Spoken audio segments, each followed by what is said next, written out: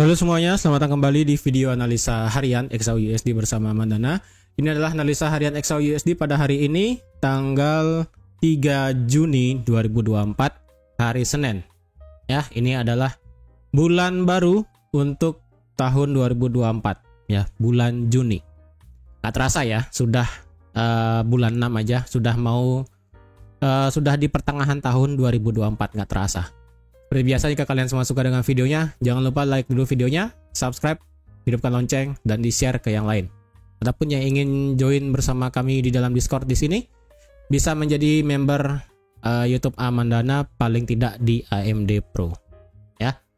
Oke, sebelum saya breakdown dengan menggunakan top down analysis dari monthly turun ke time frame kecil, saya akan bahas dulu untuk apa yang terjadi hari Jumat kemarin berdasarkan kalender ekonomi dulu ya, secara fundamental dulu kita bahas sedikit.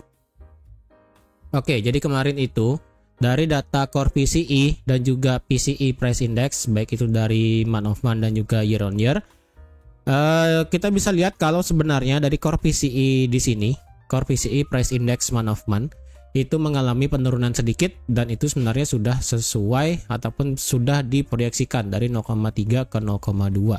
Sedangkan dari segi personal income ini drop dari 0,5 ke 0,3%, dan itu pun juga sudah sesuai dengan konsensus, tidak ada yang namanya terlalu perubahan signifikan. Selanjutnya ada dari personal spending. Ya, untuk dari segi personal spending sendiri di sini itu ada revisi sedikit ya, dari yang sebelumnya itu 0,8 ternyata angkanya 0,7.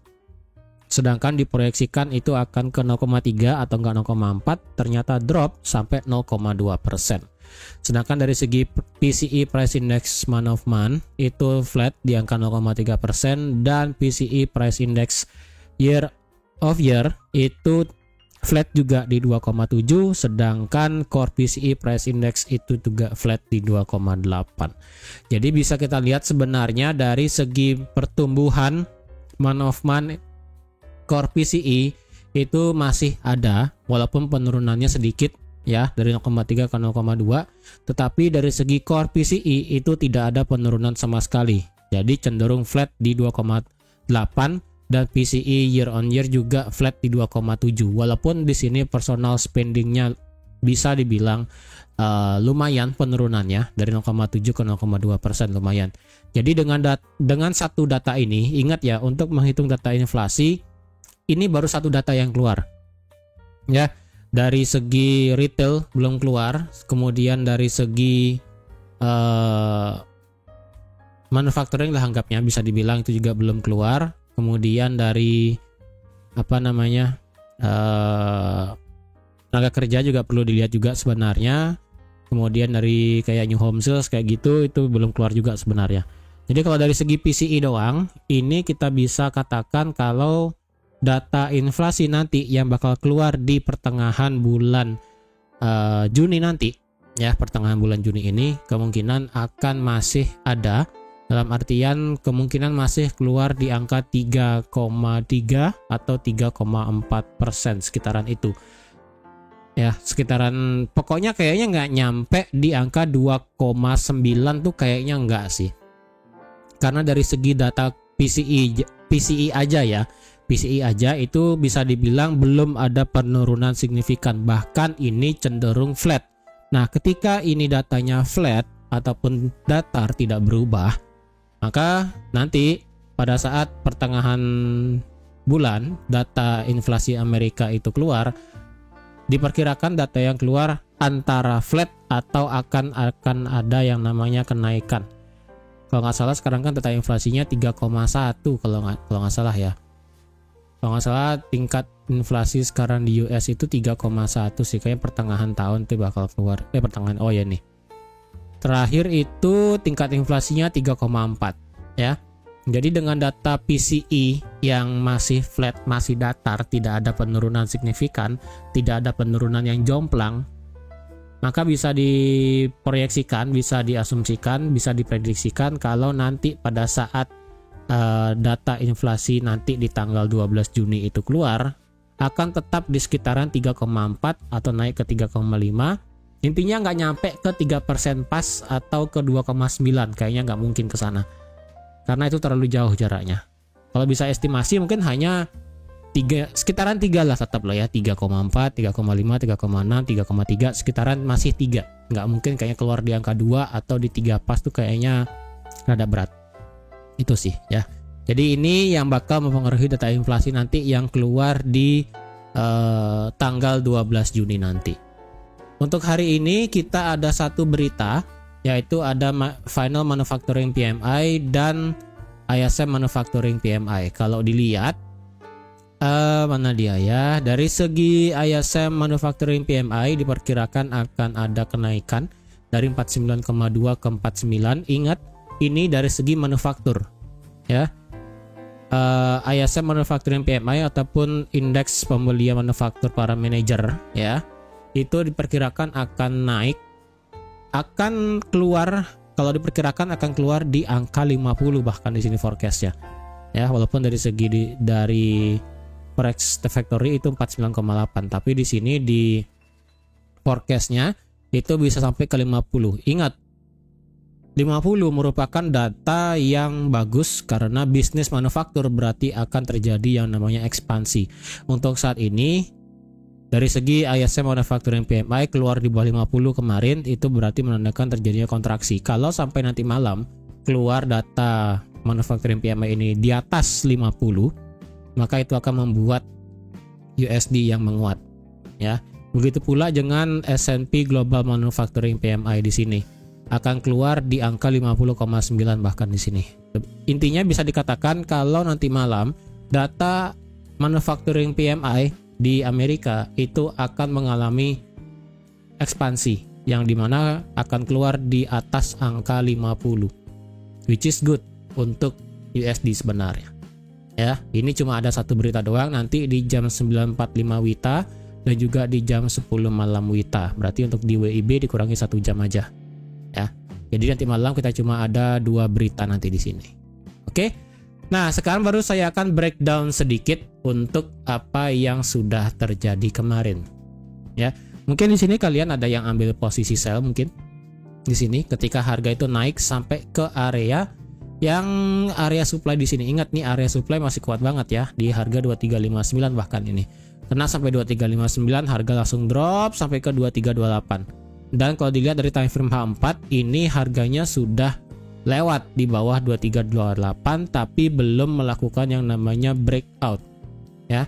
Jadi bisa dibilang H4 di sini itu harganya cuma lewat ya, yang dimana ini belum saya konfirmasikan harga akan bisa turun terus ke bawah, so far belum.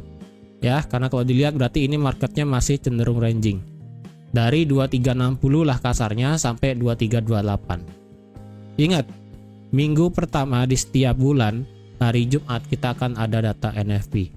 Dan biasanya untuk menjelang data NFP, penyakitnya XAUUSD adalah harga akan bergerak ranging, dan rangingnya itu biasanya bergerak cukup lebar. Dan jika benar ranging sampai nanti di hari Jumat, ya, ekstrimnya adalah sampai 2370 sampai 2328. Itu ekstrim sekali kalau bisa dilihat untuk dari segi rangingnya. Ya, dari sini sampai sini itu bisa sebanyak 400 pip rangingnya. Jadi ranging bolak-balik, ntar dia naik kemudian turun lagi. Ketika dia sudah turun nanti dia bisa naik lagi. Itu penyakitnya XAUUSD setiap menjelang data-data besar.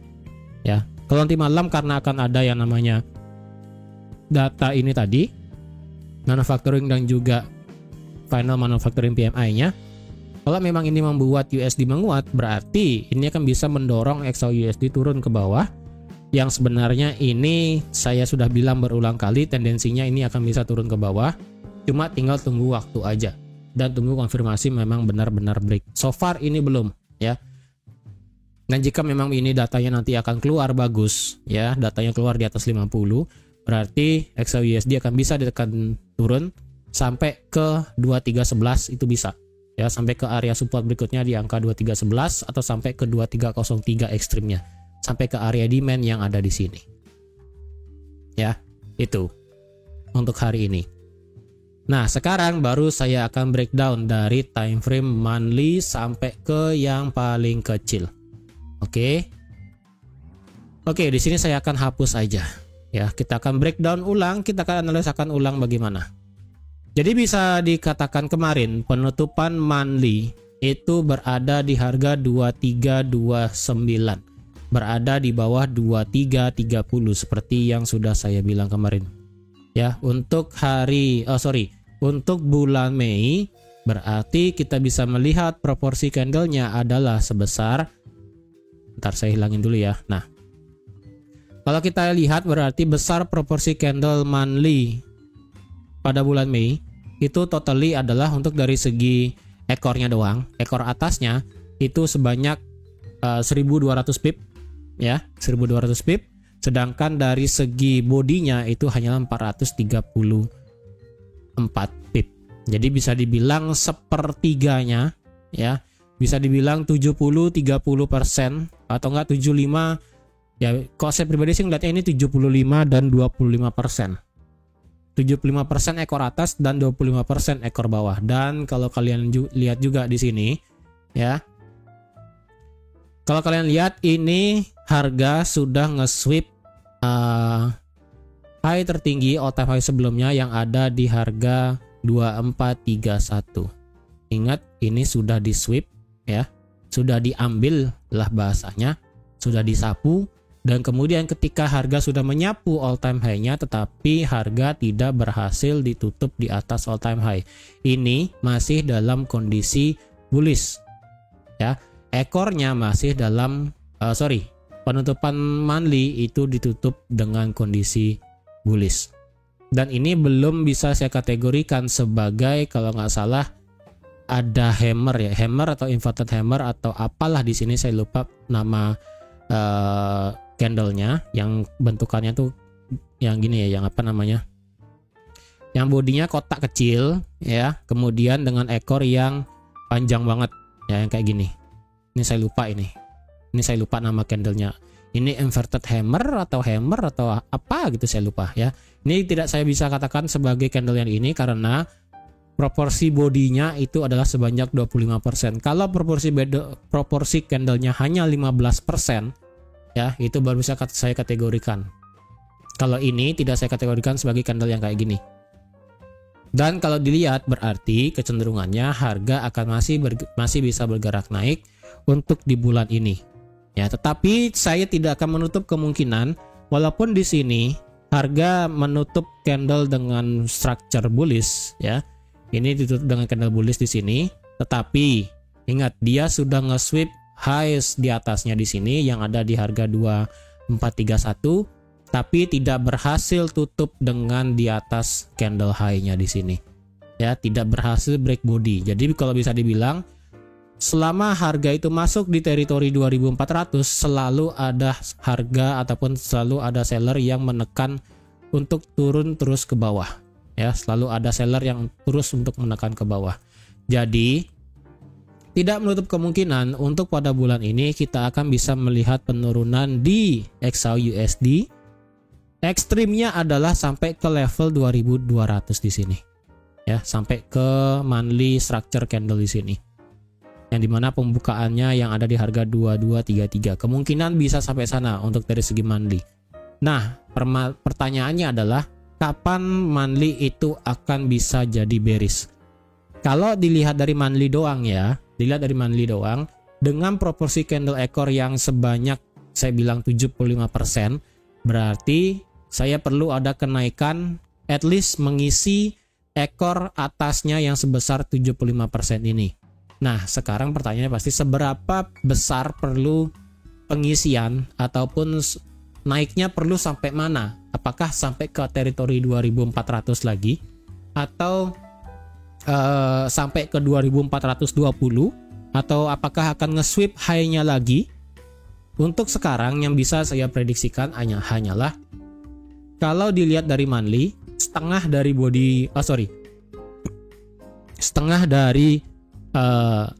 ekor yang panjang ini kalau dilihat setengahnya berarti ada di harga ya sekitaran 2400 ya, atau enggak di sekitaran 2397, 2395 itu adalah setengah dari ekornya. Ya, setengah dari ekornya. Berarti kalau harga pada bulan ini kalau sekarang kalian lihat ini harganya membuat ekor atas dulu ya. Untuk hari Senin sekarang harga itu membuat ekor atas dulu sebelum, bukanlah ekor bawah. Jadi bisa dibilang akan ada kenaikan dulu ya, akan ada kenaikan dulu. Kenaikan ini akan menjadi pergerakan yang wajar. Naiknya yang bisa saya katakan adalah batas harga itu maksimal itu at least sampai ke 2400 ya. Untuk bisa nyampe kriteria harga itu nanti bisa flip bearish. Kalau harga naik sampai ke 2400, 2397 ya, dan ini sudah memenuhi kriteria yang namanya mengisi setengah daripada ekor candle dan kemudian turun ke bawah dan berubah menjadi bearish dan turun sampai ke di bawah 2318 atau nggak turun di bawah 2310, maka itu bisa menjadi reason untuk di bulan Juni kita bisa melihat penurunan bahkan sampai ke 2280. Ingat, idealnya adalah harga perlu naik sampai ke 2400 dulu sebelum turun. Tetapi itu kan idealnya. Ya, idealnya memang di 2400 dulu baru bisa turun. Tetapi mengacu pada candle monthly 2 bulan sebelumnya, ini sudah di sweep dan ini merupakan candle penyapu yang terbaru, ya kan? Yang berarti pasti ada tekanan bearish. Memang saya bilang tadi di 2400 kriteria harga itu nanti bisa flip bearish. Tetapi tidak menutup kemungkinan kalau memang nanti cuma perlu, ya ini kan 75% ya, 75% besar candle ekornya dibandingkan dengan bodinya. Kalau dihitung berarti kalau ini kan 75% ya. Yang saya kasih ini kan 75%. 75% berarti setengahnya itu kan berarti di sini di 2360 ya. Jadi kalau bisa dilihat setengah dari 75 biar sampai 50% ya, totali biar satu candle ini 50% ya. Nah itu kan ada di harga 2360, 2370 sekitaran ini. Ya, tidak menutup kemungkinan juga harga itu bisa naik cuma sampai sini doang. Sampai 2360, 2370 dan sudah memenuhi kriteria setengah dari total candle monthly sebelumnya, baru bisa drop, itu juga bisa. Ya, jadi ada dua kemungkinan. Yang pertama, harga itu mengisi setengah dari besar keseluruhan candle monthly sebelumnya atau mengisi setengah dari ekornya doang yang ada di 2400 di sini. Ya, jadi ada dua kriteria sebenarnya antara di 2360 atau di 2400 sebelum harga itu muter ke bawah. Itu sih. Walaupun paling ekstrimnya adalah akan mengulang kejadian di bulan Mei, yang dimana harga itu akan nge-sweep high tertingginya. Berarti sweep harga tertinggi sekarang ada di harga 2450. Setelah dia nge-sweep ataupun sudah ngambil all time high-nya, itu bisa juga ditekan turun ke bawah. Ingat, ini berarti kita ada 3 level untuk masalah monthly. Yang pertama ada di 2360 ataupun 2370, kemudian di 2400 dan di all time high-nya di 2450. Ya, itu yang bisa saya berikan dari segi monthly. Nah, kalau kita ubah sekarang ke time frame yang lebih kecil, ke time frame weekly. Dari segi time frame weekly, kemarin kita ditutup dengan candle bearish. Ya. Kemarin kita ditutup dengan candle bearish yang dimana candle bearishnya di sini sudah memakan setengah dari body candle sebelumnya. Ya, ini kan body candlenya kan sebesar ini. Ya, kemarin harga itu sudah memakan ya 40% lah ya, 40% dari body candlenya. Dan kemudian turun. Dan kalau kalian lihat sendiri sebenarnya dari segi weekly ini harga tidak kemana-mana sebenarnya, literally. Kita punya satu area support di sini dan kita punya satu area resisten sebenarnya di sini. Ini harga berusaha break tapi masalahnya turun, ya kan? Dan ingat, ini level areanya belum disentuh ya, yang ada di 2300 dan juga sampai ke 2290. Secara weekly belum disentuh, baik itu ekor doang ataupun ditutup di 2300. Ya, ingat ini harga kalau saya pribadi ya. Kalau saya pribadi harga itu masih punya utang untuk mengisi gap yang sampai sini. Kalau saya pribadi ya, ini gapnya belum diisi. Kalau saya pribadi ngomongin gap sih nggak gap juga sih sebenarnya, cuma ini belum disentuh aja ya. Level 2300 ini belum disentuh level area ini. Ya, level area ini belum disentuh sama market. Jadi saya pribadi masih berpandangan bearish karena ini belum disentuh supportnya. Supportnya belum disentuh, kecuali sudah disentuh itu baru bisa saya katakan bisa nanti nge-buy, ataupun dia kalau dia break ke bawah ya udah dia akan turun sampai ke area rally base rally di 2100. Ini ekstrim sekali memang ya. Tengah sampai 2200. Itu. Jadi kalau dilihat ini karena belum disentuh, jadi saya pribadi masih berpandangan bearish untuk di XAUUSD. Itu dari segi weekly ya, karena weekly juga kemarin ditutup bearish, jadi saya pribadi masih bearish sekarang.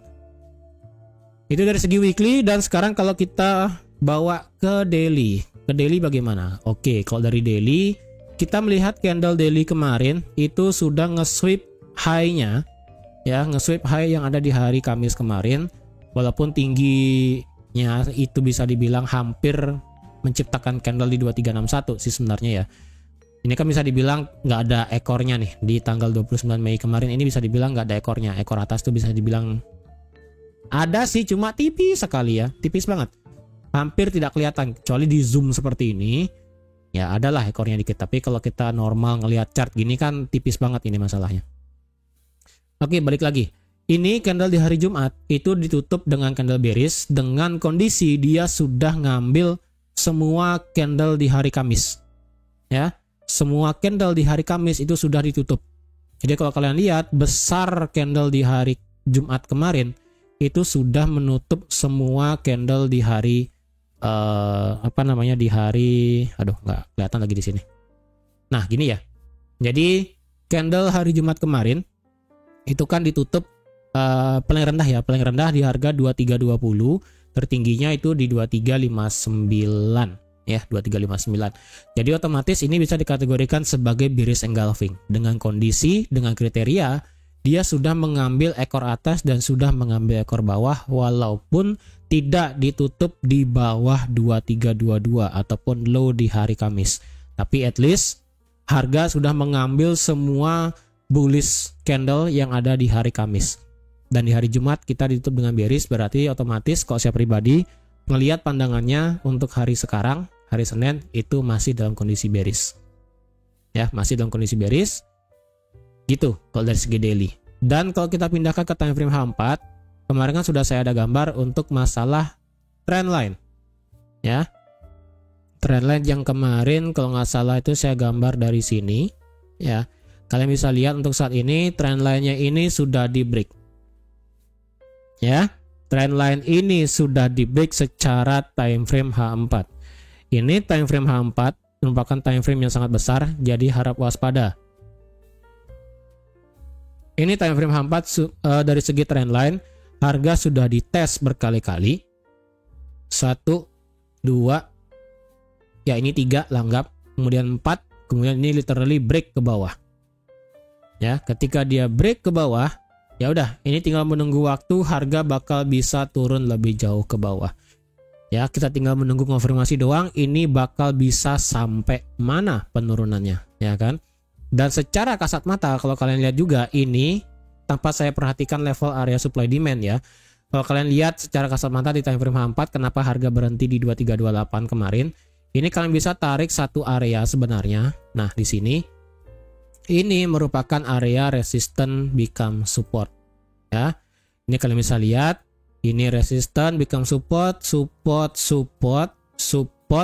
menjadi resistance, kemudian menjadi support, kemudian menjadi resistance, kemudian menjadi support, menjadi support. Jadi bisa dibilang dengan kondisi support yang terus dites ya. Jadi kalau bisa dibilang dari segi time frame H4 dengan histori ya, dengan histori kejadian seperti ini, harga di time frame H4 di harga 2328 ketika itu sudah terlalu banyak dites, kecenderungannya harga akan bisa dijebol. Ketika harga sudah terlalu banyak dites sebagai resisten, itu akan bisa kecenderungannya dijebol. Nah, sekarang itu juga berlaku pada kejadian hari ini. Ini harga sudah terlalu banyak dites, tinggal menunggu waktu aja dengan kita mencari konfirmasi apakah dia akan meretest trendline kemudian turun, itu juga bisa. Karena kalau saya pribadi ini sudah lemah untuk support di 2328 atau nggak di 2330 kalian boleh bebas pilihnya di mana. Karena secara histori ya, di April 2024 ini ini dites berkali-kali 1 2 3 4 kemudian jebol ke bawah.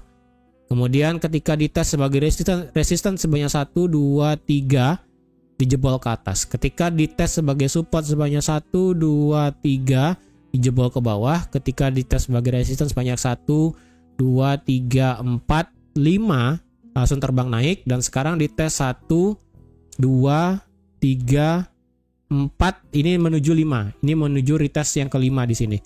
Jadi kalau bisa dibilang ini saya pribadi ini akan bisa dijebol ke bawah sih. Ya, itu. Ini kecenderungannya bisa dijebol ke bawah dengan kondisi trendline tadi itu kan sudah di break. Ya, ingat ini trendline sudah di break. Ini bisa menjadi suatu konfirmasi kalian kalau ingin ambil posisi sell nanti. Dengan target sampai mana? So far kalau dicari sekarang supply demand-nya, demand terdekat demand yang menjadi area kunci adalah ada di sini. Ya. Ini demand menjadi area kunci karena ini menjadi sekaligus demand yang ada di daily.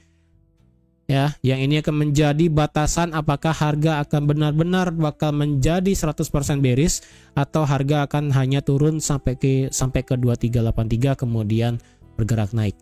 Ingat, secara wave ataupun secara market secara garis besar ini masih dalam kondisi bullish.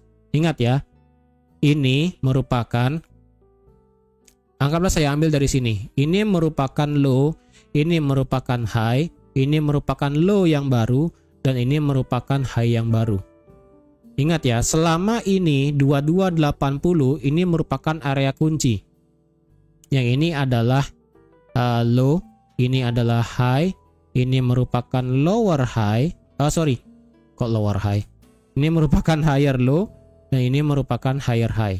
Selama higher low yang di sini tidak di break, maka belum bisa saya katakan ini menjadi bearish. Ya, belum bisa saya katakan menjadi bearish. Ingat, area kunci ada di higher low di harga 2280 dan sekaligus di sini juga ada satu area demand. Jadi otomatis 2280 akan menjadi area kunci yang akan menjadi area kunci intinya ya. Ingat, area kunci. Untuk selanjutnya di mana area demand terdekat? Untuk selanjutnya dari segi time frame H4 kalau dilihat kita juga ada satu area demand sebenarnya di sini yang mepet dengan area support become resistannya secara time frame H4. Ya, ini kan demandnya. Kalau dilihat dari segi resistan become supportnya kalian bisa tarik di sini lebar ya. Kalau kalian lihat ini adalah resistan menjadi support, kemudian menjadi support dites berkali-kali kemudian break, kemudian di sini pernah menjadi satu kejadian fake out, kemudian menjadi resistan di break, kemudian menjadi support, kemudian harga langsung terbang. Maka kecenderungannya harga kalau dia bisa break tadi ya, kalau harga bisa break di bawah level area ini ya, ingat area level ini, maka kecenderungannya harga akan bisa mengejar antara sampai 2304 atau sampai ke area demand yang ada di 2300. Karena 2300 saya jadikan sebagai level psikologi ya. Walaupun sebenarnya 2300 ini tidak terlalu banyak di respect oleh market. Karena kalau dilihat ini harga naik, turun, naik, kemudian ini di respect sekali, kemudian ketika di bulan awal Mei kemarin itu tidak banyak di respect oleh market sebenarnya. Ya. Jadi untuk area support itu ada di 2305 dan karena itu mepet dengan besar dari area demand H4 di sini, jadi saya pribadi ngambil di demandnya aja sekalian di sini. Ya, ngambil demandnya aja yang sebesar dari ini ya, dari harga 2303 sampai 2291. Itu dari segi time frame H4 dan ingat ini merupakan supportnya, tinggal menunggu waktu kapan di break. Kalau saya breakdown lagi ke time frame H1 di mana kita bisa ambil posisi sell sekarang. Di H1 kalau dilihat ini harga memang terus membuat lower low ya. Terus membuat lower low karena kalau kalian lihat ini adalah low-nya. Ini low yang baru dan ini lower low yang baru. Jadi otomatis pergerakannya seperti ini ya kan. Naik, naik, dia tinggal naik kemudian bisa turun lagi. Kalau dicari time frame H1 sebenarnya tidak ada structure supply yang bagus ya. Structure supply yang bagus tuh nggak ada kecuali cuma ini doang satu tadi. Oh enggak, H4 tuh jadi satu di sini ya. Ini H4. Kalau dibawa ke H1 supply terdekat itu nggak ada.